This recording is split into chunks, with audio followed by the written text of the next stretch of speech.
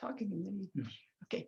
Good morning, everyone. And thank you for being here this morning from 10 different states and nations.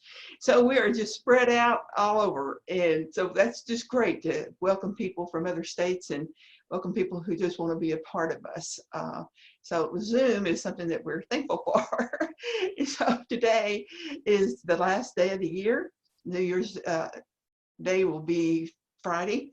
And so when I was getting dressed this morning, I was trying to think what to wear. And I thought, you know, today will be my New Year's Eve party because I'm not going out anywhere else. I don't know if all of y'all are going to go out and do wild dancing and drinking, but Bob and I will be staying home. So this is my party. And so I wore an appropriate place hat for my New Year's Eve party, and I hope you have fun with it too. Everything is holy now. And so as we center our minds and our hearts to be fully here right now with each other, we realize that it is all holy. Whereas the Spirit is holy, we are holy, for we are one. And so we come with great joy at the opportunity to know the truth and to share it with others. This is a time of learning and sharing and growing and being and realizing that everything is holy now. And so we let it be, knowing that it is good and mighty good. And so it is.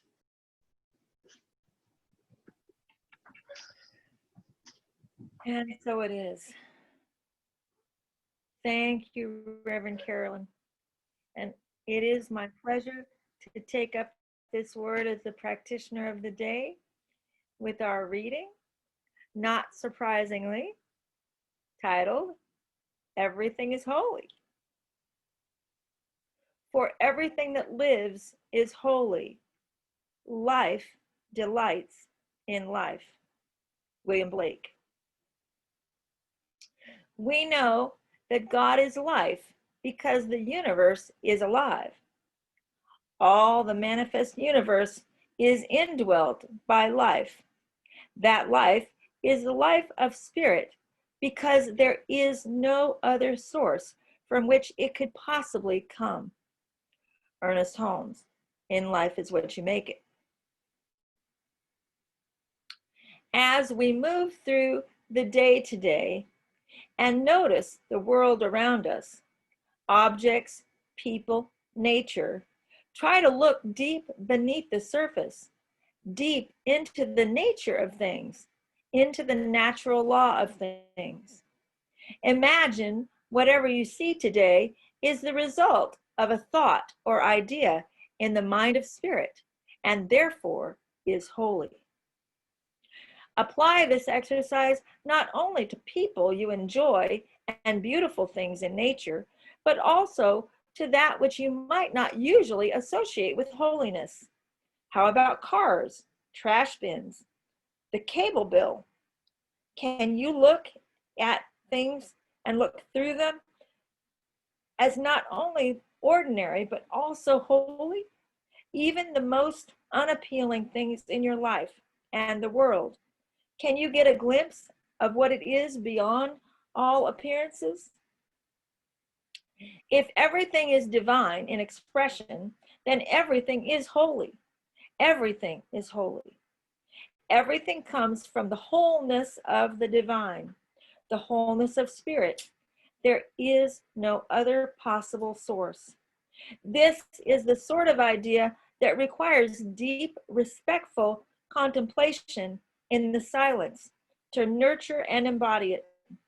Holiness can be difficult to perceive if we have no tolerance for paradox, contradiction, and ambiguity.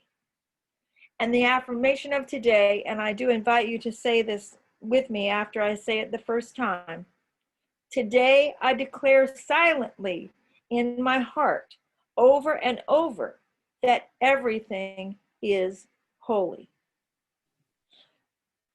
Saying it with me. Today I declare silently in my heart over and over that everything is holy. Amen. Amen. Thank you, Vicki, for that beautiful reading.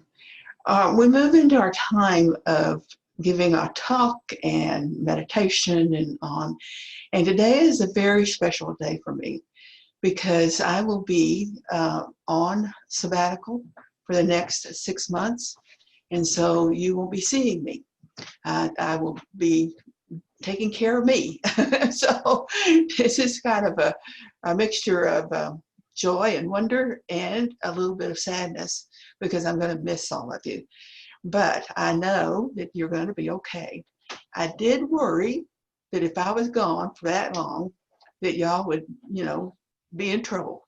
And I didn't know what to do about that, but the board, dear sweet Pat and Vicki and Vernon and Tammy and Gordon, kept working toward what was a good resolution, and they found the perfect one.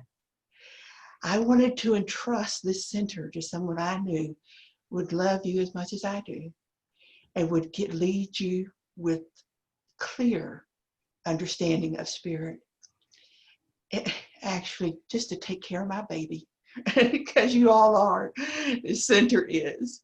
And so many of you know personally, and all of you have seen, Rev McCollum. When I found out that he was willing to stand in as the minister while I was out, I was thrilled. He is somebody that a lot of us know. He's been around from the beginning. He went off on his own and was a minister somewhere else, and now he's back here to be with us. And so I trust him with you, and I trust you with him.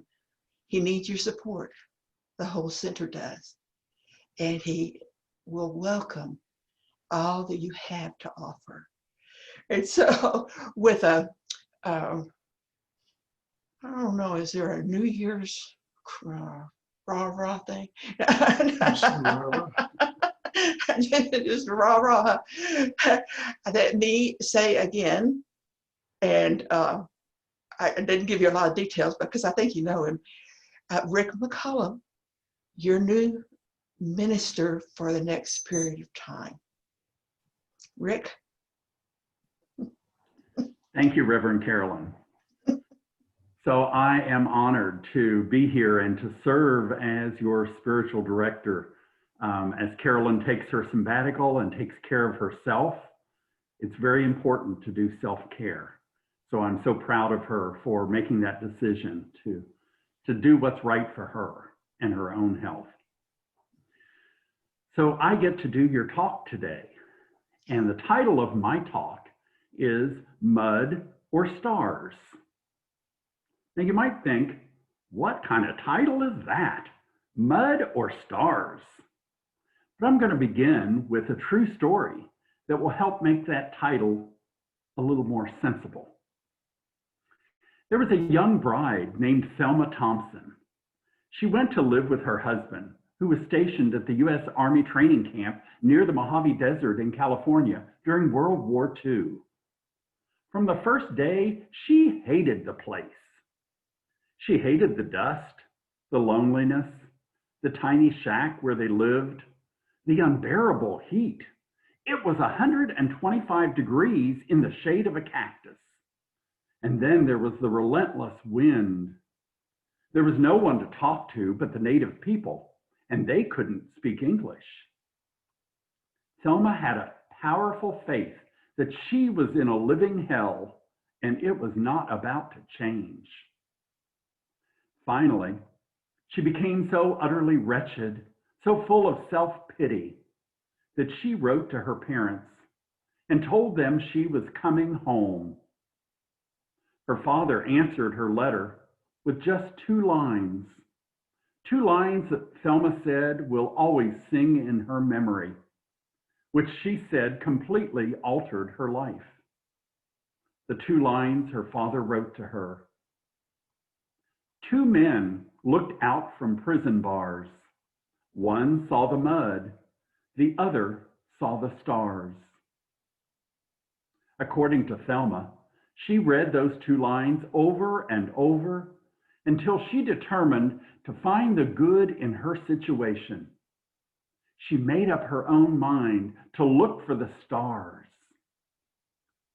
She wanted to approach life with a sense of faith and trust that there was a reason for all that was happening, and that the reason at its heart was compassionate and good. Tentatively, she reached out to the natives, and to her surprise, they received her overtures toward friendship warmly. When she showed interest in their weaving and pottery, they gave her presents of their favorite pieces. These were pieces that they had even refused to sell to the tourist. She studied until she became an expert on the various forms of cactus and yuccas and the Joshua trees. She learned about prairie dogs. She watched for the desert sunsets. She hunted for seashells that had been left there when the sands of the desert had been an ocean floor. The Mojave Desert didn't change. The Native Americans didn't change. The wind still blew incessantly. Temperatures continued to reach 125 degrees, and the tiny shack that they lived in was still claustrophobic. But over time, none of that mattered because Thelma had redirected her faith. By redirecting her faith, she transformed a wretched experience into what she later described as the most exciting adventure of her life. Instead of wallowing in self-pity, she wrote a book. It was a novel about the desert and was published under the title Bright Ramparts. It brought her some degree of success and, of course, some personal satisfaction. She looked out of her self-made prison. She put her faith in the stars instead of the mud. So my question for you today, as we start into a new era and a new phase here with the Louisville Center for Spiritual Living, where is your faith? Where is your faith? And for many people, even this year, we're ending the year 2020. I have heard so many people say that this was a terrible year, the worst year ever. I've even seen the postings on Facebook that talked about, I'm staying up on New Year's Eve, not to welcome in 2020, but just to make, or 2021, but just to make sure 2020 leaves. Some people have said it's the worst year and they can't wait for the year to be over. When I hear that, I think about my mother. I remember my mother saying to us, don't wish your life away. Whenever any of her children would be anxious for the school year to be over, or we wanted to have that birthday and become a teenager, when we were looking forward to getting our driver's license and just couldn't wait, she'd say, don't wish your life away. What she was really saying to us is to live each day, to be present to the blessings and the opportunities that each day gives us. Are you present each and every day? Are you grateful for the opportunities that each day gives you? Or are you wishing your life away, wanting 2020 to be over, wanting whatever is going on in your life to be over? Maybe 2020 for you, or whatever circumstances you're going through right now, feels similar to Thelma Thompson when she moved to the Mojave Desert. You might feel like it's a living hell that's not about to change. So my question to you is, are you looking at the mud or are you looking at the stars? Thelma Thompson had the opportunity to redirect her faith. She changed her thinking and therefore she changed her life. Now, I bet you've heard that phrase a time or two if you've been around centers for spiritual living. You see, our founder, Ernest Holmes, said, change your thinking, change your life. And we know that that is so true for us. When we start to look for the stars, when we raise ourselves to a higher vibration, then we get out of the mud of our everyday humanness, the mud of our lives and whatever is holding us down. So we get to change our attitude, change our thinking. You see, life is always lived from the inside out. This means that whatever is spinning in our minds, the thoughts we're having, they're going to outpicture into our world. So we are creating our lives by what we're thinking about. If we're looking at the stars, we're going to create a higher vibration in life. If we're looking at the mud, then we tend to function at a lower vibration. Where do you want to live? Which direction will you look? In the Bible, there's a story of Job. And Job said, the thing I have feared the most has come upon me. Now, the whole explanation of Job is another talk, but he was providing offerings to God because his children, he knew, were not living a godly life. So he was trying to make restitution for them. But the point here that I'm making is that Job's thoughts created his world. What kind of world are you living in? Where is your thinking? You can tell what kind of world you're living in by where your mind and your thoughts are. If this pandemic for you has meant that you've been more isolated than usual, have you made friends with the solitude? Are you grateful for what you have? Do you give thanks for your groceries, your home, dare I say, toilet paper? Are you grateful for Zoom to provide a form of connection during this time? My husband's son got married recently, and we were able to attend via Zoom. About a month ago, his nephew got married in Puerto Rico, and again, we were able to attend the wedding via Zoom. I have a dear friend who does FaceTime every night at 8:30 with her granddaughter. Since they can't meet in person right now because of all the lockdown, she's able to FaceTime with her granddaughter and still has found that connection to be so dear. Are you learning these kinds of new ways to connect with people? Or are you sitting at home in front of the TV, feeling that you're stuck in the mud? You see, it's our choice if we want to wallow in self-pity or if we want to redirect our faith and see the good that is always around us, the stars that are always present. As Rev Carolyn opened in our prayer this morning, she talked about knowing that there was good and evermore good. It's always present if we decide to look for it. Now, I know that at LCSL, we're going through some changes now, with Carolyn taking her 6-month sabbatical to take care of herself. But I am so proud of her for doing that, because self-care is important for each and every one of us. As I step in as the spiritual director here, I know that you might see some differences in the services, but know that Rev Carolyn trained me. She has been such an integral part of my ministry and moving into ministry. Now, we're both unique individuals, so we have our own styles, but I can guarantee you that we're pretty much similar in how we look at spirit, in how we decide to live our lives and to walk our talk.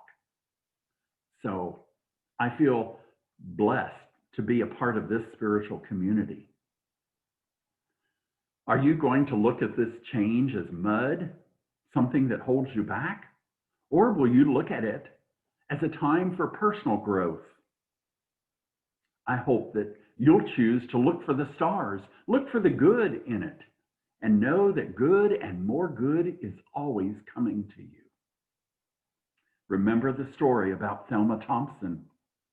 Two men looked out from prison bars. One saw mud, the other saw stars. As metaphysicians, we know that we get to choose our attitude. We can make it a good day or a bad day before we even get out of bed. What intention are you setting for your life?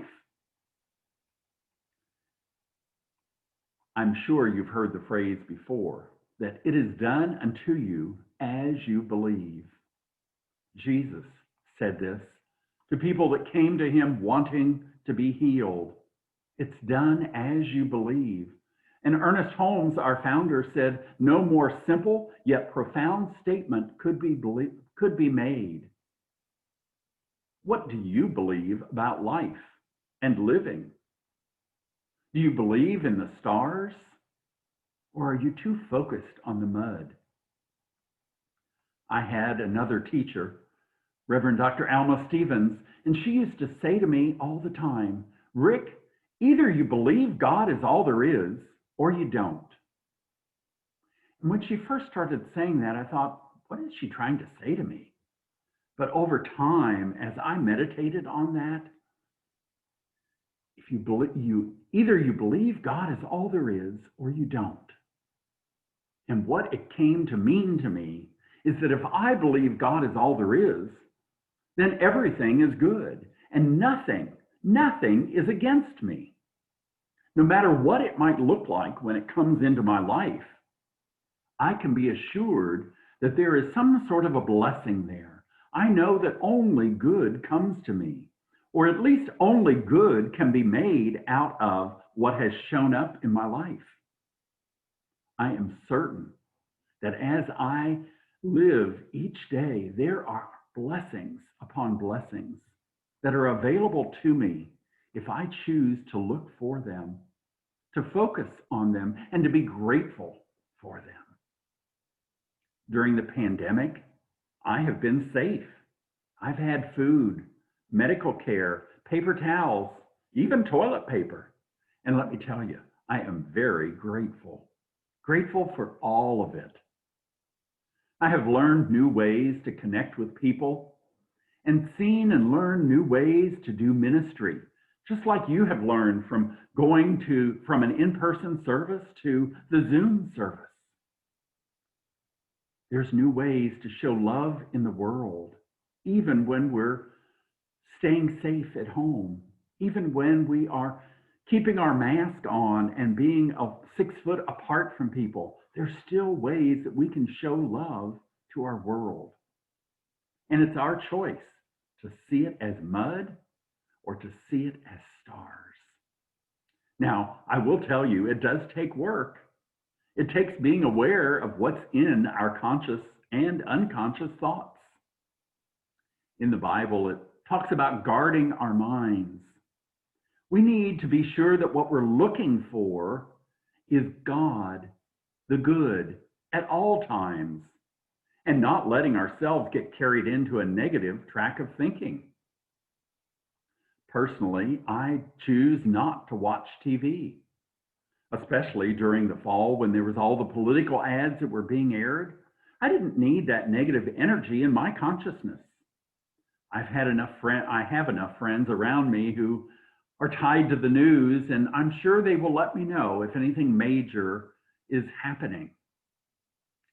That's a way that I guard my mind and keep my thinking in a positive track. In his book, Living the Science of Mind, Ernest Holmes writes a story on page 183, and I want to read that to you. See if you can relate to this story. It says, a parable was told of an angel who came to visit Earth.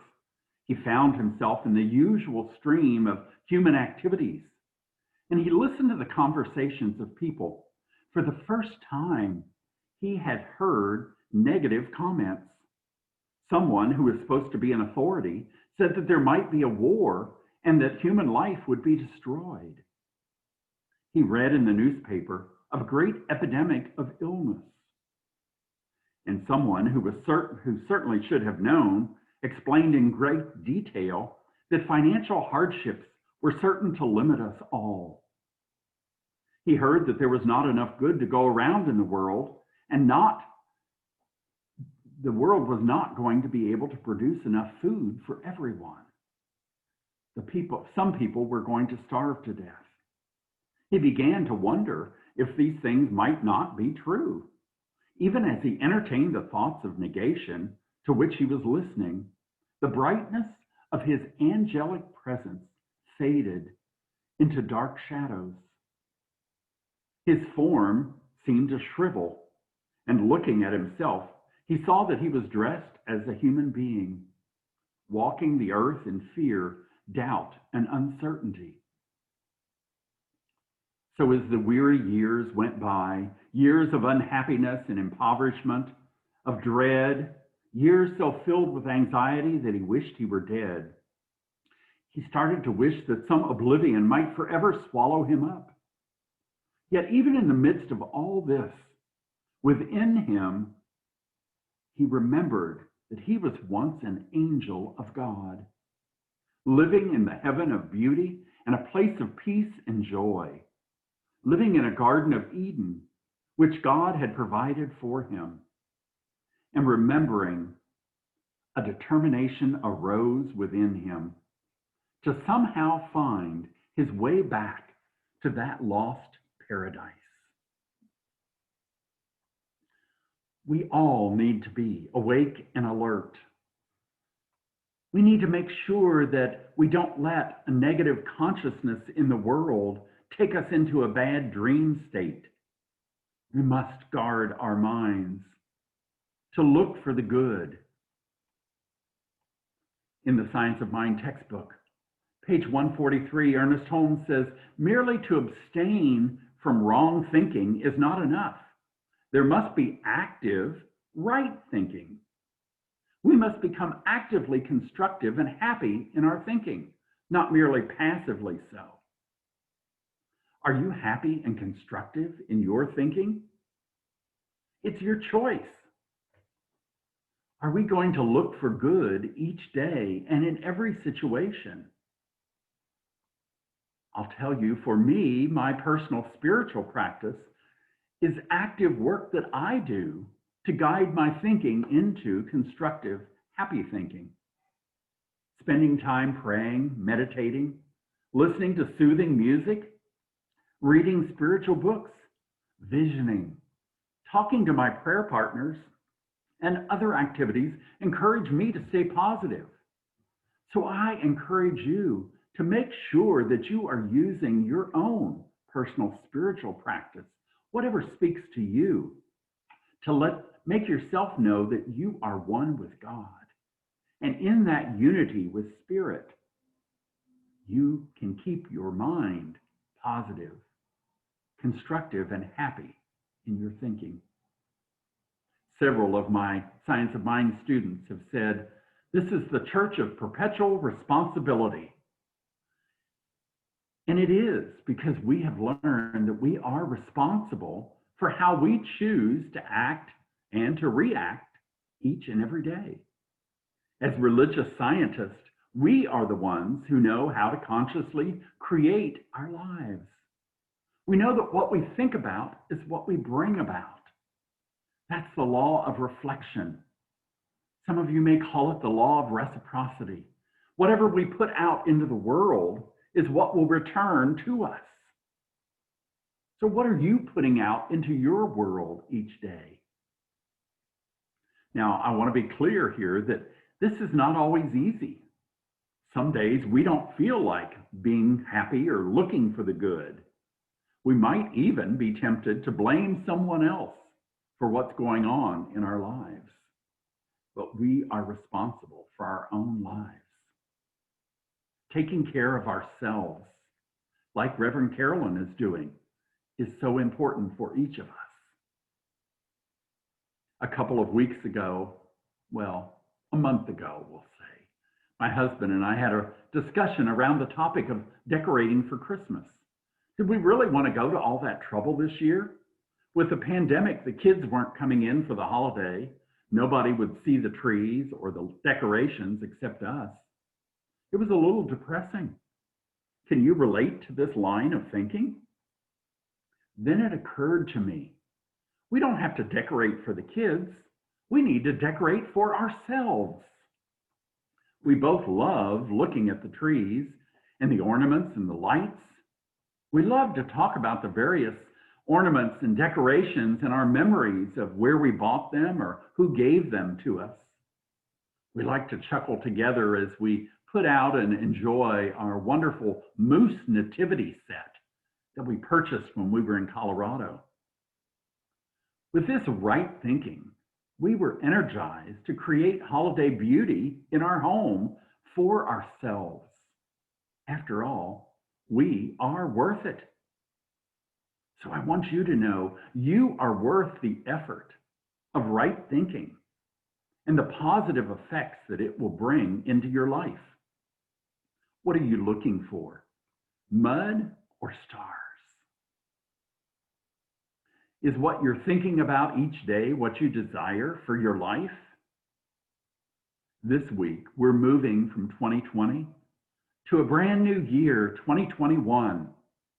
How are you going to step into the new year?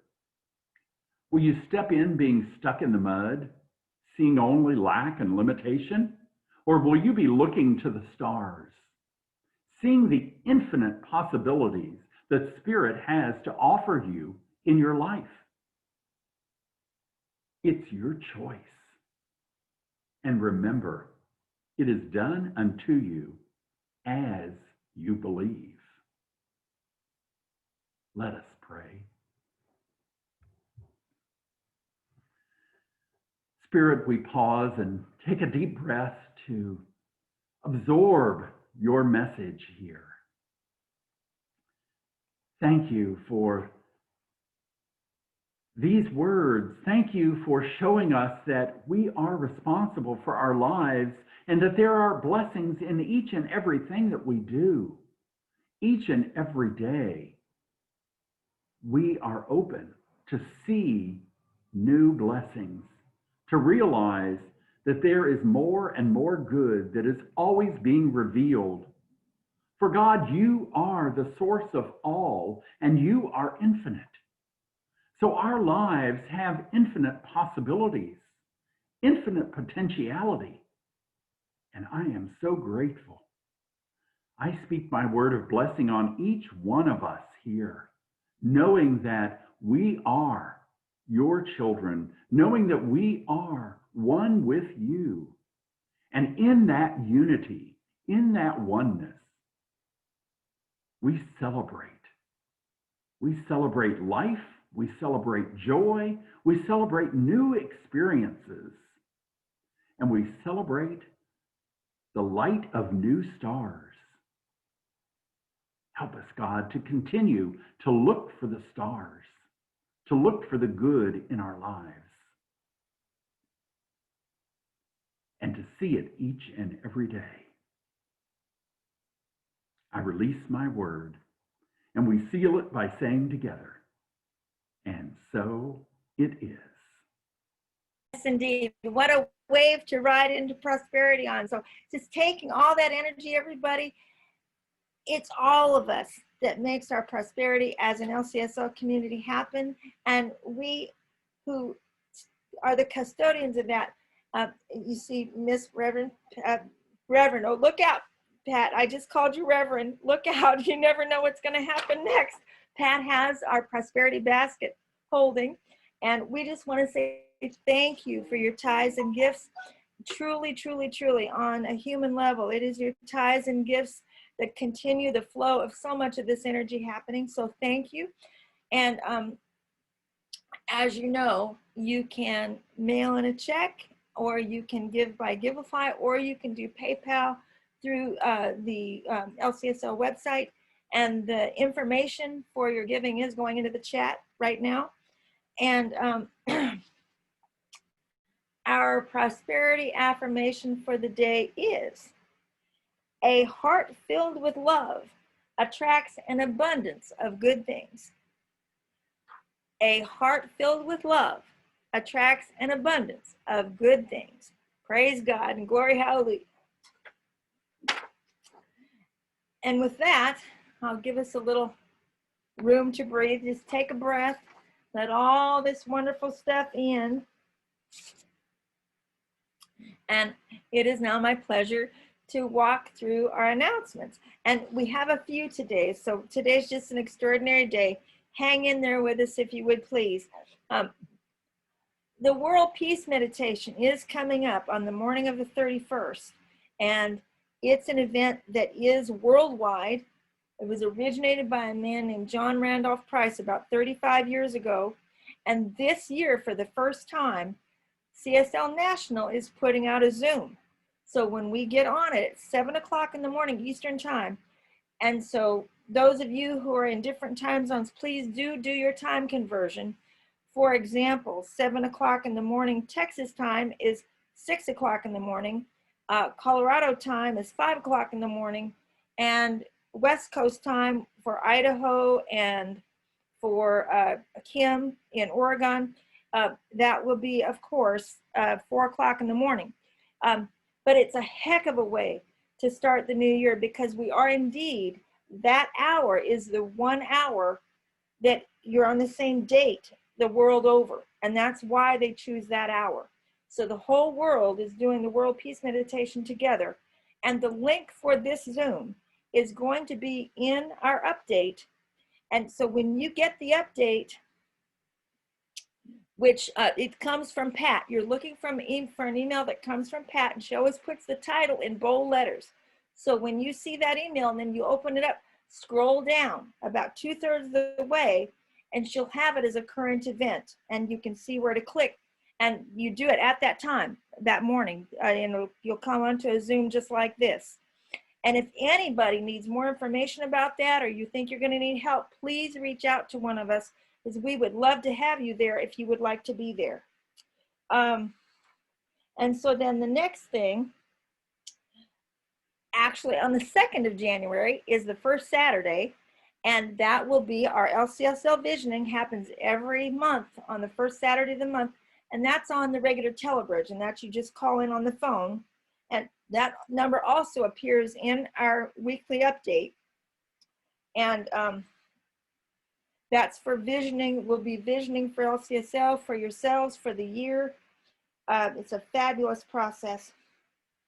And the next thing, I'm so touched by our tenderheartedness at making room for Reverend Carolyn to not be facilitating us in the way that she has, but I really want you guys to know that doesn't mean we are going to not be tethered to her. For her and for us, the relationship that goes on there is not going to, you know, just go completely silent. And one of the things that we have in place to ensure that, as she steps away from her actual active ministry, which she is doing, but we're having a tea party on Tuesday at 3:30 in the afternoon Eastern time, and that's on this Zoom, so just the same way you got here. And this is co-ed. Everybody's invited. We're calling it a tea party because it was a platform that I experienced that really worked well, to just say, let's gather together and socialize, but you do not have to bring tea. Everybody's invited, 3:30 in the afternoon on Tuesday, just to be able to hang out and talk, just to talk about movies and games or what's going on in life. And it's just a time for communion. And that's one thing that we have in place, bridging the change. And Reverend Carolyn, is there anything you'd like to say about that? I'm looking forward to the tea party. I think it'll be a lot of fun. You know, I'm going to get my tea cup out and make myself a cup of tea. And we tried it with Vicki and I, and we just talked. You know, we on Sunday mornings we do a whole different thing, but on this one we just talked, and it was just a really nice thing to do.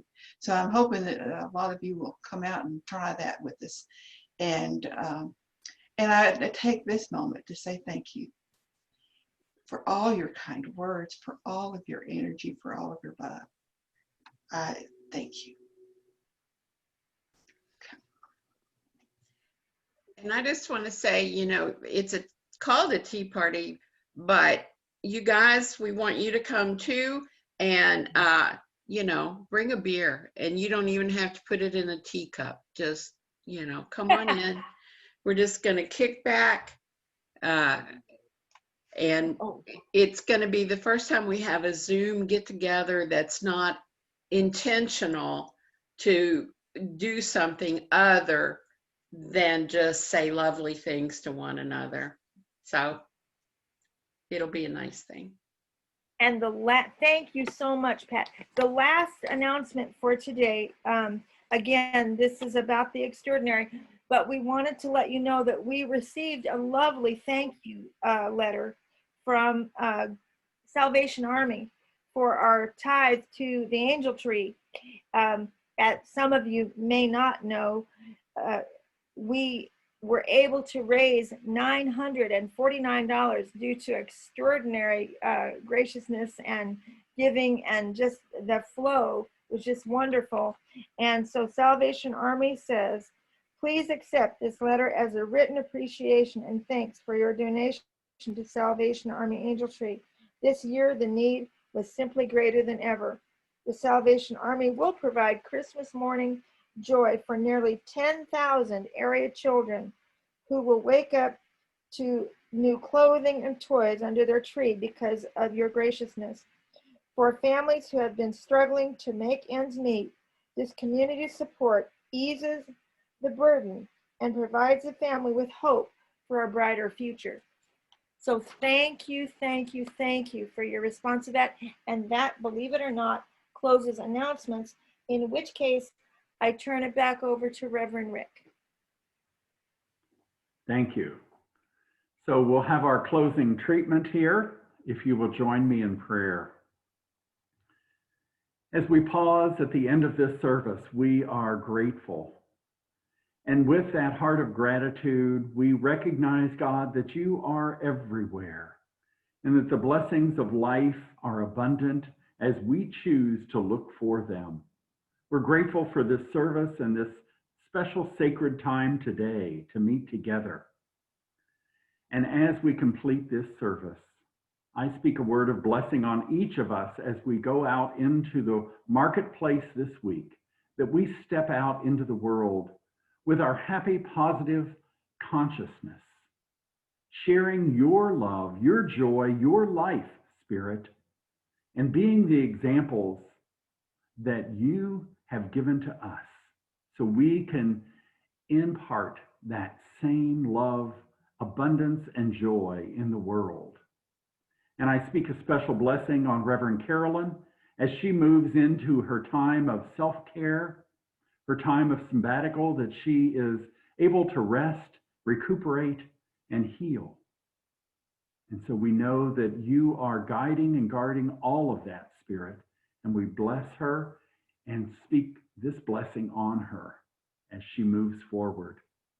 Thank you for this day. Thank you for this service and for each person here. May we be blessed as we step boldly into the new year, knowing that we are stepping with you, Spirit, that you are always right there with us, closer than our breath, and we are grateful. I release my word, and we seal it by saying together, and so it is.